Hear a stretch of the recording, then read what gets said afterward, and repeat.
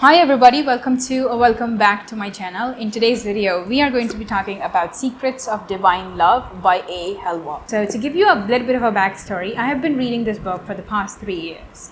Not consistently, but I feel like whenever I needed this book the most, I picked it up. And it always helped me in some way or the other. Whenever I was feeling a bit down, I would pick it up and read it, and it would just, make me fall in love with Allah subhanahu wa ta'ala all over again. I just want to preface this by saying that I'm not an expert when it comes to topics like Aqidah, different sects of Islam. So I'm just a neutral person, and I believe in neutrality, and I believe in the fact that every single person on this planet Earth has the right to follow and believe and think however they want to think. Just putting it out there.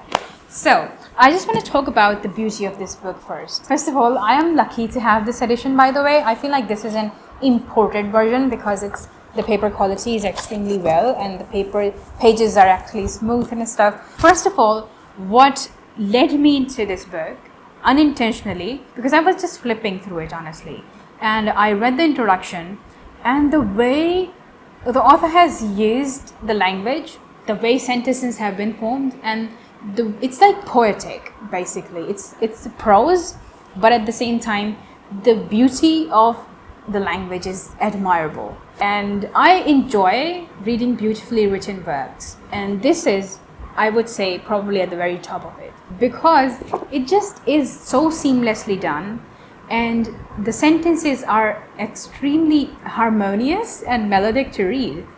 And I feel like I haven't ever read something like this before. I have read good writing before, yes, but I haven't read so much beautification in language as this. So obviously, the main theme of the book is divine love, love of Allah and love for Allah. And I would just say that this book fills your heart with so much love for Allah.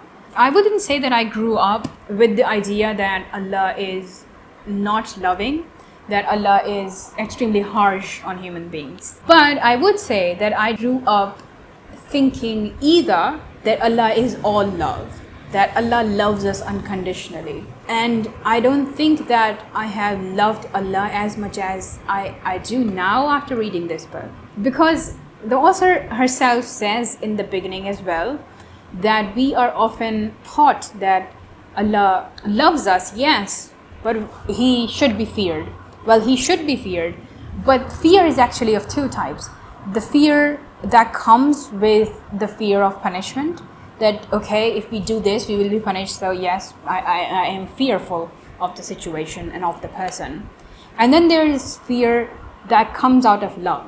Like, I love my parents to the point that I fear that if I do something wrong, they will be hurt. So there are two types of fears, and oftentimes kids are taught the first fear, that is the fear that comes out of fear of punishment, a fear of getting a beat down basically. Do this or Allah will get angry. That's a pet sentence, I would say, in Muslim households. Make your bed or Allah will get angry. We should teach our kids to love Allah unconditionally, because Allah loves us unconditionally, and He is ready at the drop of a beat to forgive us if we ask for forgiveness. So this book has gained a lot of criticism as well, just like with a lot of other books. And one of the things that people say is they question Aqidah. They say that the entire idea of that Allah loves us to the point that He loves us unconditionally, basically. According to some people, that's wrong. And according to some people, when you portray this version of Allah, that He is all love, He's Al-Wadood, it's His name, then people stop fearing Him. Well, I just explained the two types of fears that we have commonly in human beings. So I feel like that kind of counters that perspective. But I'm not going to go into the Aqidah debate, because there are other people who are much more learned than me and who have command over that subject. But I would just say that if we purely focus on the fact that this book has managed to change the image of Allah, the vision of Allah that they had in their minds, or like the characteristics of Allah, then I would say that this book is a success. So yes, you are free to debate over Aqidah, you are free to debate over sects. Some people say that you know, the author is biased towards Shia Muslims. I would say petty arguments.